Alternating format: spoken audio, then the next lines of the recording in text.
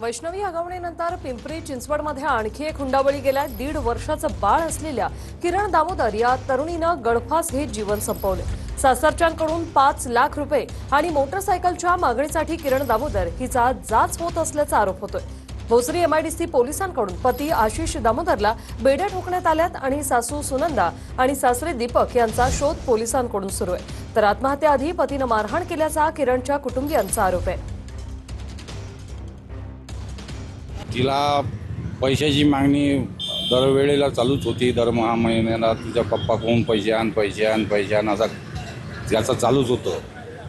तर त्यामुळे ती त्रस्त झाली। मारहाण पण होती आणि शिवीगाळ पण देत होता, शारीरिक त्रास पण देत होता आणि त्यांनीच पण माझ्या मुलीला फाशी घ्यायला प्रवृत्त केली असं मला सांगू शकतो मी। संविधानाच्या माध्यमातून स्त्रीला समान हक्क मिळालेत, पण ते परत एका पुरुषी व्यवस्थेला ते नको आहेत। त्यामुळे पण अशा घटना होत आहेत आणि अशा घटनांमध्ये पुरुषी मेंदू जो असतो तो स्वतःला सर्वश्रेष्ठ समजतो की माझे सगळे गुलाम आहेत। त्या मेंदूतनंही पुरुषांनी सुद्धा वेगळं आलं पाहिजेत आणि स्त्रीचं मन समजून घेतलं पाहिजे। तर मला असं वाटतं की पोलीस डिपार्टमेंटनी सुद्धा सिरियस होण्याची गरज आहे। ह्या घटना घडण्यासाठी थोड्या प्रमाणात का होईना यंत्रणा सुद्धा तेवढीच जबाबदार आहे।